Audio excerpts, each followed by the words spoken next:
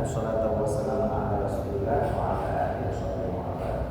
Bersyukur bersama-sama kita panjatkan kepada Allah Subhanahu wa taala, di mana hari ini Allah masih mengizinkan kita walaupun sedikit, ya hanya 4 orang yang kita mengaji. Terima kasih banyak yang sudah hadir, kembali kita sudah begitu. Terima kasih. Kita mengaji atau ada nanti yang bisa hadir dengan hujan keras yang kita bisa bertikaf di sini dari Indonesia. Sallallahu salam kita sampaikan kepada Nabi Muhammad sallallahu alaihi wasallam, di mana sampai hari ini kita masih mendengarkan cerita dan hadis daripada Rasulullah seputaran tentang apa yang terjadi setelah kematian kita. Semoga hal ini membuat kita sadar bahwa dunia bukanlah tujuan akhir kita, bahwa dunia yang kita kejar hari ini adalah hanya sebuah tempat sementara, dan akhirat adalah tujuan kita. Di sana kita akan berakhir, apakah ke surga atau neraka, dan jalan yang menuju sana adalah yang Siratal Mustaqim. Dan ini sudah mulai kita bahas dari kajian minggu yang lalu. Minggu yang lalu kita bercerita bab yang ketiga pada jembatan Siratal Mustaqim. Jembatan itu adalah sebuah jembatan yang memanjang di atas neraka. Jembatan tersebut sangat kecil dan membuat kita terpleset. Di atasnya ada 7 gardu, setiap gardu jalannya adalah perjalanan 3000 tahun, 1000 tanjakan, 1000 mendatar dan 1000 menurun. Dia lebih kecil dan lembut daripada rambut dan lebih tajam daripada pedang. Lebih kelam dibandingkan malam yang pekat. Setiap gardu punya 7 cabang. Pada setiap cabang tajam bagaikan panah ujungnya. Duduklah seorang hamba di atas setiap gardu. Dan pada setiap gardu ditanyakan tentang perintah Allah yang telah kita laksanakan. Gardu pertama ditanyakan tentang keimanan kita. Bila kita terpelihara dari sifat kafir dan riya, maka kita akan tetap berada di atas gardu dan tidak dilemparkan ke dalam neraka. Kalau tidak, maka kita akan dilemparkan ke dalam neraka. Pada gardu kedua ditanyakan tentang sholat. Pada gardu ketiga ditanyakan tentang zakat. Yang keempat tentang puasa. Yang kelima tentang haji dan umrah. Yang keenam tentang wudu dan mandi junub. Dan yang ketujuh tentang berbuat baik kepada kedua orang tua, menyambung tali persaudaraan dan penganiayaan. Jika selamat pada pertanyaan tersebut, maka dia tetap berada pada gardu. Jika tidak, maka dilemparkan dalam api neraka. Untuk pengajian kita minggu yang lalu. Baik, kita lanjutkan pengajian kita minggu ini. Bismillahirrahmanirrahim. Para musallin rahimahullah ta'ala wa nafa'ana bi ulumihi fid dharain amin. Telah berkatalah pengarang, semoga semua kita yang hadir pada malam ini mendapatkan manfaat dari ilmu yang pengarang, baik dunia maupun akhirat. Amin amin ya rabbal alamin. Qala Wahab, telah berkatalah Wahab. Wahab ini adalah Wahab bin Nabi, salah seorang sahabat yang sering menceritakan tentang hadis-hadis daripada Rasulullah. Annahu alaihi salam yaqulu ya Rabbi sallim sallim ummati ummati. Beliau bercerita bahwa Rasulullah sallallahu alaihi wasallam pada suatu hari berdoa kepada Allah, wahai Tuhanku, ya Rabb, sallim sallim ummati ummati. Selamatkanlah umatku umatku. Maka fayaqul khalaiqul jasru hatta yaquba ba'dhum 'ala ba'dhin wa la yasbu tadarubu kas-safinati fil bahri fil rihil 'asifi fatajuzu zumratul ula kal-barqil khatifi wa zumratul thaniyatu karrihil 'asifi wa zumratul thalithatu kattayril masri wa zumratul rabi'atu kal-farsil jawari wa zumratul khamisatu karrajulil masra'i wa zumratul sadisatu kal-mashiyati wa zumratul sabi'atu padara yaumin wa laylatin. Terima kasih ini sudah hadir. Pada suatu hari Rasulullah berdoa kepada Tuhannya, yaitu pada saat berada di padang mahsyar, wahai Tuhanku, selamatkan umatku ya Rabbi salim ummati. Maka lewatlah fa'arkabul khalaiqu, maka lewatlah semua makhluk di atas tali yang memanjang tersebut, yaitu di atas titian Shiratal Mustaqim, hingga ada yang saling menaiki antara satu dengan yang lain. Hatta yang ba'dhum ala ba'dhin, saat kita menaiki jembatan tersebut, maka ada orang yang menghinder-hinder, ada orang yang terpijak, ada orang yang terlewati, ada orang yang terseret.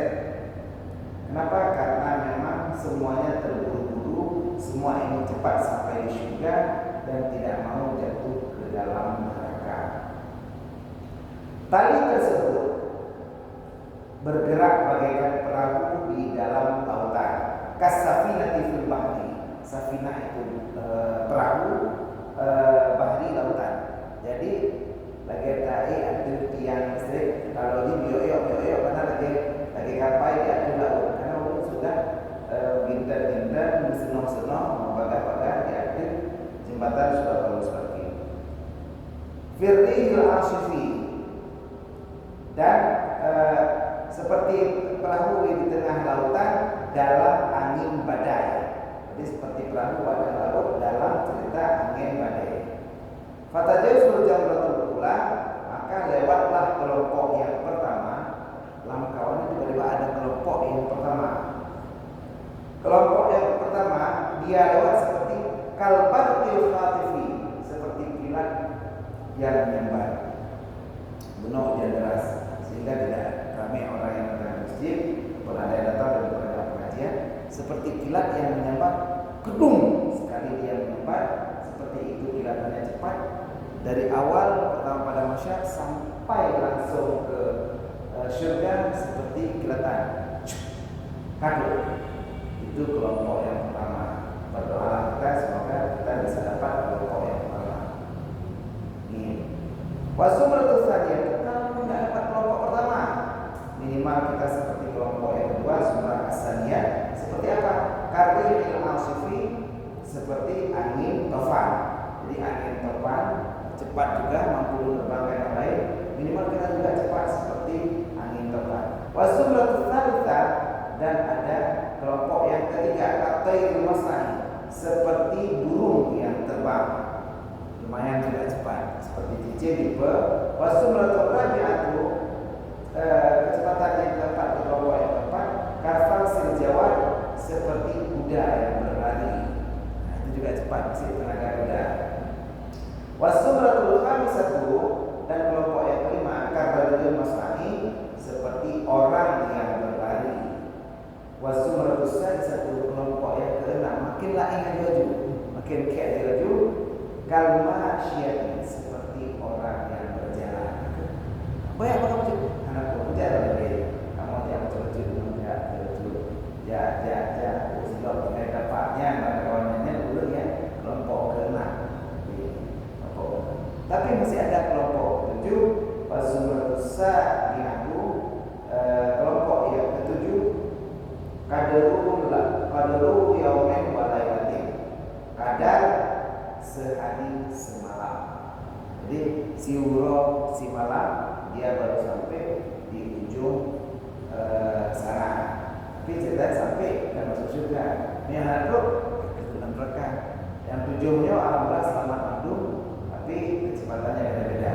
Nah yang Ferrari, nah yang Lamborghini, nah yang Pajero, nah yang Innova, nah yang Mazda Avanza, nah yang Honda, nah yang dapat, nah yang apa ya?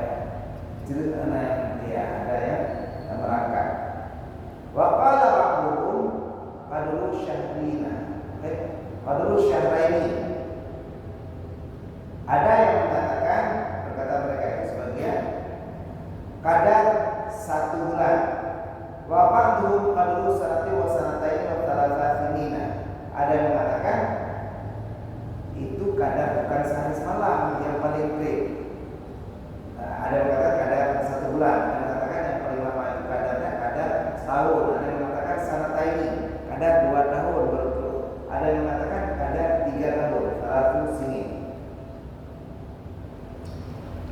Hatta yakuna sama Ahram bin Yaqub sehingga ada segolongan manusia yang berjalan di atasnya qadru 25 alf sanatin min sanai dunia. Ada yang melewatinya sekadar 25.000 tahun daripada tahun dunia. Jadi urang yang lewat, bahkan dalam satu pendapat itu ada yang lewatnya sekadar 20 tahun seperti tahun di dunia. Jadi 25 tahun. Posisi orang yang berjalan 25 tahun lagi turun ke dunia, ini adalah kadar terlama yang ada yang selamat sampai di estafet terakhir, yaitu di surga. Jadi mudah-mudahan kita berdoa kita sampai ke surga walaupun terlambat. 20 tahun itu kan kau tapi nggak apa. Nanti hanya truk daripada tadi ngantuk uyuh, uyuhnya yang bahaya. Waliyah dan diriwayatkan anna saya muruna ala sirati, bahwa segolongan manusia berjalan di atas siratal mustaqim. Wan niran tahta aqdamihim, dan neraka berada di bawah telapak kaki mereka. Wa fawqa ru'usihim wa an aymanihim wa an syama'ilihim wa min khalfihim, wa fadamahum dzalika qawluhu ta'ala wa inna minkumul awariduha kana ala rabbuka hatman maqdiyya thumma tanzil ladina taqaw wa nadhur dhalimina fiha jithiyya. Jadi ada sebagian kelompok yang dia berada di jembatan, tapi apui itu berada dari bawah kaki mereka, di atas kepala, sebelah kanan, sebelah kiri, di belakang dan di hadapan mereka. Ini adalah firman Allah, wa inna minkum illa wariduha kana ala rabbuka hatman maqdiyya thumma tunajjil ladina taqaw wa nadhar dhalimina jithiyya. Dan kalian semua pasti hadir pada neraka jahanam. Kehadiran itu pastilah ketentuan dari Allah. Mandum tanya tak lewati nerakanya, walaupun kelewatnya sebentar. Lalu kami selamatkan orang-orang yang bertakwa, orang yang tem jaga, orang yang tem berilmu, orang yang tem sembahyang, orang yang tem puja berabana, orang yang tem ukut ibadah kepada Allah, dan kami akan membiarkan orang zalim di dalamnya dalam keadaan kejam dan kering. Jadi Allah akan bersaleh, akan berade, akan berlayu guru kafir, walaupun dia belum jatuh ke dalam neraka. Api neraka itu sudah membalut, bahkan sudah mengelilingi tubuhnya. Jadi posisinya dia belum jatuh, tapi di bawah tapak kaki akan meledak api. Dia bahkan dari kiri kanan, belakang, depan sampai atasnya semua sudah dikelilingi api. Jadi ibaratnya raja dalam kobaran api saat rumah kita terbakar. Di posisi itu, posisi itulah yang membuat Allah berfirman bahwa orang kafir, orang yang zalim akan dibuat dalam keadaan kejam dan kering. Wan naru ta'malu fi ajsadihim wa juludihim wa luhumihim hatta yuzuha kal fahmi sawadan illa man najah minha. Lalu berjalanlah api itu ke seluruh tubuh mereka, kulit mereka, daging mereka, hingga orang-orang yang zalim tersebut melewati neraka bagaikan orang yang hangus, kecuali orang yang selamat darinya. Begitu api neraka membalut, membungkus mereka dengan panasnya, maka tubuhnya terbakar, kulitnya terbakar, dagingnya terbakar. Kalau kita pernah lihat sate dimakan kayak gitulah. Jadi kulit mandung sampai asal-asal dudung. Pernah lihat kebakaran pabrik, kebakaran rumah, kulit terbakar di dalamnya, budget, dudung asal, dudung tinggal itu. Dagingnya daging sate seperti itu, merah, berdarah-darah, kan? Abu yang putih. Nah, posisi inilah, bayangkan kalau ada orang yang zalim dan kafir, maka mereka akan hangus, kecuali orang yang Allah selamatkan daripadanya. Wa minhum ma yajuzuha la yakhsha syai'an min ahwaliha wa la yanalu syai'an min mizaha hatta idza jawazaha yaqulu aina sirat fa yuqalu lahu qad jastuhu min ghairi masyaqqatin bi rahmatillahi ta'ala. Tapi ada sebagian orang, semoga kita termasuk orang yang ini, mereka melewati neraka tanpa disertai rasa takut, tanpa disertai rasa susah, tanpa disertai kesulitan, dan tidak pula wala yaqulu syai'an min niraniha, dan tidaklah terkena sedikit pun dari panasnya api neraka.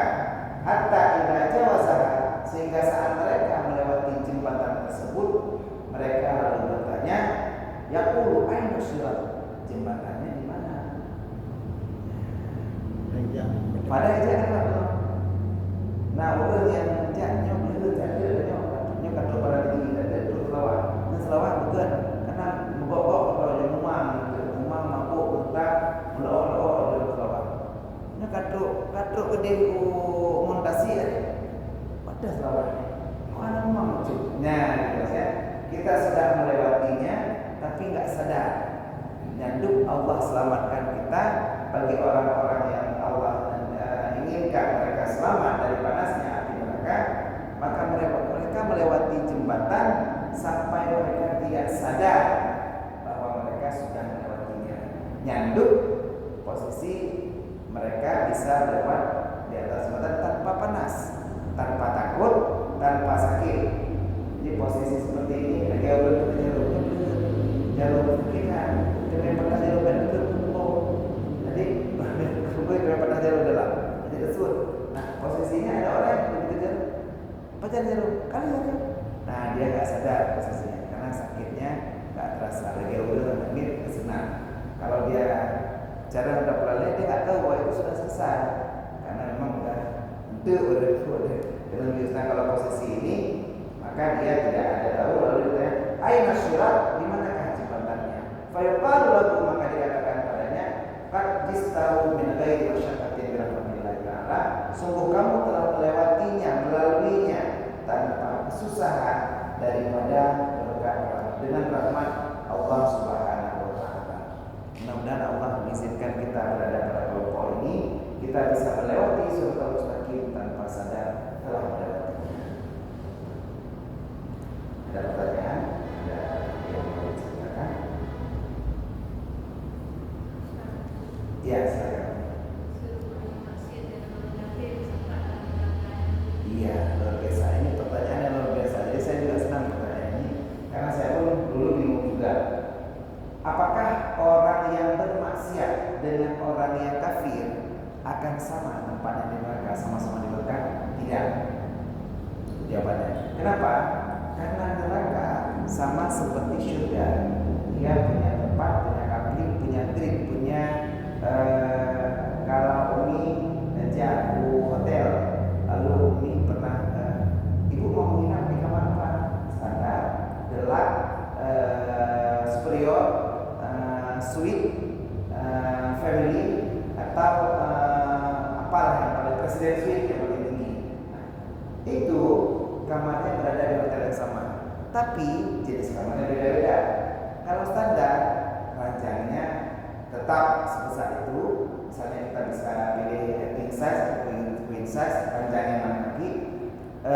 Paling fasilitasnya nakas 2, lampu 2, toilet 1, TV 1, sama lemari tempat taruh buku 1 atau taruh baju 1. Nah, itu untuk standar. Untuk deluxe, kamarnya sudah lebih luas. Lampunya bukan lagi lampu di atas nakas, tapi sudah ada lampu berdiri, itu deluxe. Untuk superior, kamarnya lebih luas lagi, sudah ada sofa di sampingnya. Untuk di atas itu suite itu sudah ada ruang untuk tamu, terima tamu. Jadi ruangan tamu terpisah. Presiden suite bahkan dia sudah punya kamar di sampingnya. Jadi masuk kamar dulu, ada ruang nonton TV-nya, beda dengan kamarnya. Nah, posisi ini semakin tinggi fasilitas itu seperti surga. Neraka pun seperti itu. Neraka dia punya grade yang berbeda. Ibaratnya kamar pun lalu kita taruh di atasnya beberapa masakan. Yang paling bawah yang paling panas. Jadi posisi neraka yang paling bawah neraka jahanam. Jadi neraka jahanam itu di atasnya neraka jahim, di atasnya neraka saqar, di atasnya lagi ada urutan neraka wail. Nah, posisi neraka ini kalau surga berarti surga firdaus.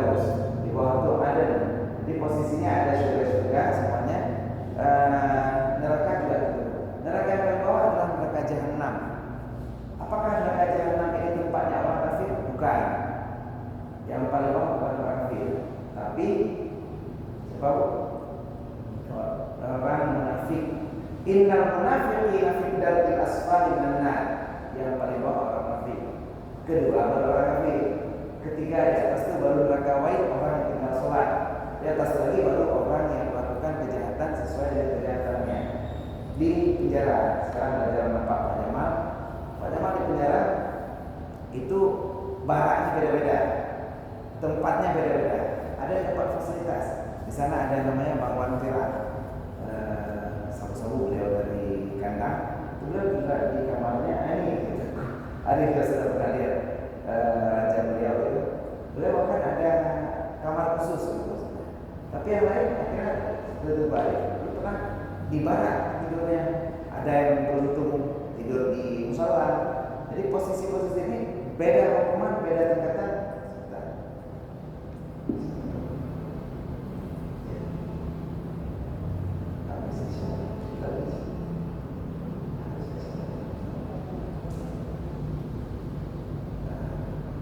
Jadi posisi inilah yang membuat yang paling rendah itu adalah orang munafik. Kenapa? Karena orang munafik inilah yang membuat kita terganggu dalam kehidupan kita. Orang munafik cirinya gambarannya seperti orang Islam. Dia pakai peci, pakai sarung, pakai lidah.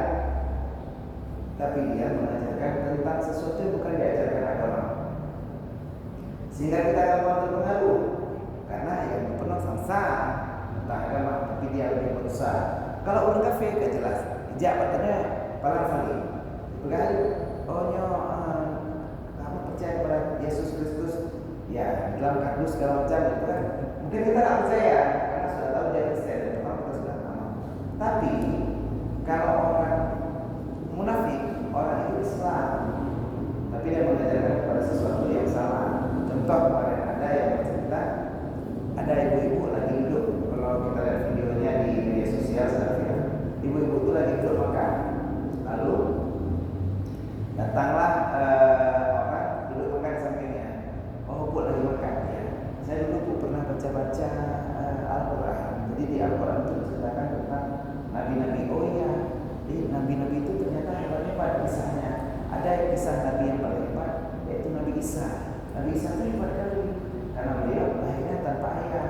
Jadi memang itu Allah tiupkan ruhnya langsung. Berarti kan dia anak Allah itu. Nah, yang cerita itu kan pakai peci, pakai ini. Nah, kita kan lebih gampang terpengaruh. Padahal dia ceritakan itu. Dulu ada ceritanya Milata Abraham.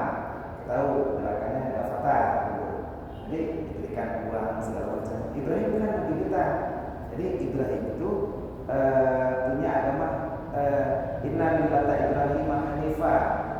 Agama Nabi Ibrahim adalah agama yang lurus. Berarti kita harus ikut ajaran Nabi Ibrahim. Karena ajaran Nabi Ibrahim yang lurus.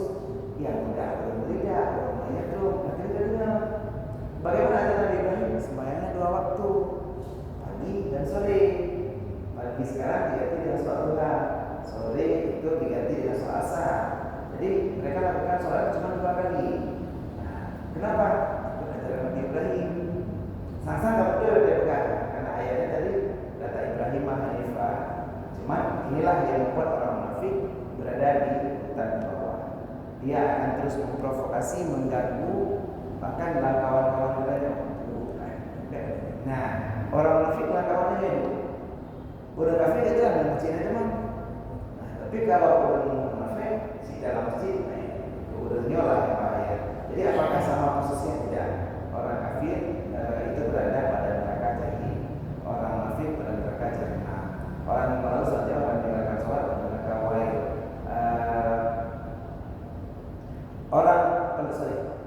Neraka wahid orang yang lalai dalam sembahyang. Artinya wailul likulli mazatil lumau. Neraka wahid itu adalah neraka untuk pengupah pencela. Wailul likulli mazatil masak. Neraka wahid bagi orang yang pengupah dan pencela. Sedangkan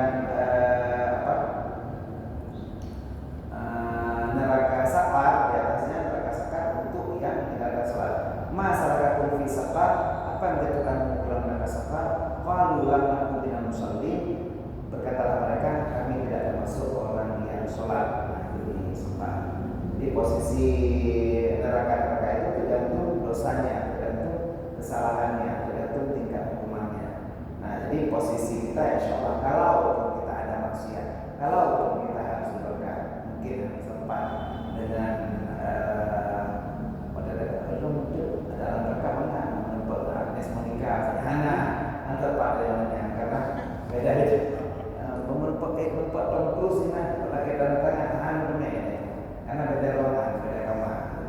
walaupun kita ingat periode yang sama pun untuk berjumpa, apakah di surga kita berjumpa? Nah, di surga itu yang paling begitu, Bu. Di surga tingkatannya beda-beda. Ada Rasulullah di surga Firdaus, para nabi itu, para aulia, para ulama. Nah, di bawahnya ada surga Aden, ada surga-surga yang lain, surga Jannatul Khuld. Kita mungkin di surga yang paling bawah, tak apa-apa. Karena di surga setiap hari kita punya kesempatan jalan-jalan, rekreasi. Kenapa kita suka rekreasi di dunia? Ternyata waktu di surga nantinya pun kita akan suka rekreasi. Rekreasi ini, jalan-jalan inilah yang membuat kita senang berada di surga. Dari hari Sabtu sampai hari Kamis, kerjaan kita cuma jalan-jalan. Dan jalan-jalan bisa sampai ke komplek Rasulullah. Kita melihat Aisyah kayak mana cantiknya dulu di dunia. Katanya Aisyah cintanya Rasulullah. Kita bisa jalan-jalan, jumpa sama ibu, jumpa sama bapak, jumpa sama abu, kita bisa jalan-jalan. Insyaallah Allah kumpulkan kita di surga. Jadi kerjaan kita dari hari Sabtu sampai hari Kamis adalah jalan-jalan. Nah, jalan-jalan. Jangan sampai buang ya. Memang posisi kita pada jalan-jalan. Hari Jumat kita punya kegiatan khusus, yaitu berjumpa dengan Allah. Jadi di hari Jumat, satu hari dalam seminggu kita dibuka hijab, duduk sama-sama melihat Allah. Itulah kenikmatan yang paling Jumat. Yang lain jalan-jalan, jauh di sanalah ada kerja lain. Dan tidak ada ekspresi, tidak ada sekresi, tidak ada buang air kecil, tidak ada buang air besar, tidak ada keluar keringat. Tapi ada satu pendapat katanya keluar keringat itu nanti daripada buang hajat dan tidak mengeluarkan sperma. Jadi kalau misalnya di sana ada yang dapat istana yang suatu ada masyarakat, misalnya dapat istana 70 tingkat, 70 kamar, satu kamar 70 ranjang, satu ranjang 70 bantal, satu bantal 70 bidadari. Saat dia berhubungan dengan para bidadari tersebut bisa lama karena juga tidak keluar sperma. Jadi inilah yang membuat orang betah dalam surga dan tidak perlu keluar karena memang dia tidak ada masalah dengan apa yang kita tutup, tinggal si ilmu tutup, ilmu lawan kolonnya manok pangkat tu, ilmu lawan cicir puyuh tu, oh lawan mana asam ke tu. Jadi semua yang kita inginkan semua ada. Belum ada hawa baik Ferrari, oh ya, tapi Ferrari tadi enggak. Lebih tidak. Pokoknya apa yang kita mau semua ada. Jadi kalau istilah kita sekarang palu gada, apa lo mau gua ada. Jadi mandung apa dia mau. Nah posisi surga inilah yang beda dari neraka. Di neraka wadah yang sempat bikin tempat karena jenis hukumannya berbeda. Ada yang makan riba, dia akan ya'kulu fi budunihim nara, dia akan makan api neraka perutnya, maka perutnya akan membesar, bahkan dia sulit seperti orang yang ditiupkan oleh syaitan. Jadi dia sulit untuk berdiri. Kama yatakhabbatu syaitan, sekarang dia ditiupkan oleh syaitan. Ada orang yang disuruh berenang dalam lautan darah dan nanah. Lalu saat dia akan menyelam, dia harus menyelam.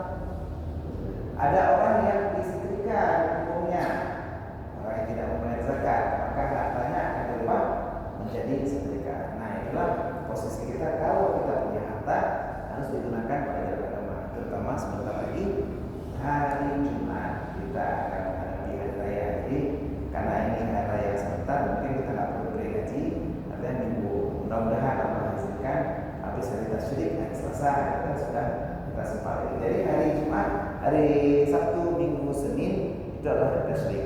Hari Jumat sampai hari tasyrik ini semuanya boleh sembelih hewan kurban. Kalau ada kawan-kawan sembelih sekalian boleh, mau sembelih sendiri juga boleh, mau bagi sendiri boleh. Jadi pastikan kita gunakan kesempatan kita untuk menyembelih hewan kurban agar ibadah kita yang setahun sekali ini kalau ada perkara dari surga, dan pastinya kita bisa meraih momentum agar Allah berikan kemaafan, kepada kita. Mai pertasa sa'atan wa lam yudahhi fala yaqbalu musallata. Barang siapa yang mampu diberikan kemampuan oleh Allah tapi tidak menyembelih, maka jangan fala yaqbalu, jangan dekati pun bedo masjid kamu. Bedo masjid al-Falah ya, para pun yang akan baru padanya. Ada tidak berdekat. Hari ini kita punya HP, harga HP sampai 20 juta. Harga aki kami sama ilmu cuma 2 jutaan hari ini. 2 juta nggak sanggup, 20 juta sanggup. Kita punya Honda, kita punya pakai isi pulsa, isi kuota, lebih sampai drop berbun kan. Nah inilah kondisi-kondisi yang terasa ini. Kalau kita takut sebelum membeli di kampung yang terlalu banyak bagi impor, kita bisa sembelih rame-rame. Contohnya saya gabung dengan MPU, dapat 15 kupon kurban. Lumayan kalau di dulu, karena kita beli untuk seluruh orang kampung, jadi kita cuma dapat 3 kupon kurban bagi seluruh kurban, karena lebih banyak yang makan dari kurban daripada yang membeli kurban. Kalau kita sembelih kurban untuk diri sendiri, artinya berbagi sesamanya, kita bisa dapat sampai ya balik modal sebenarnya.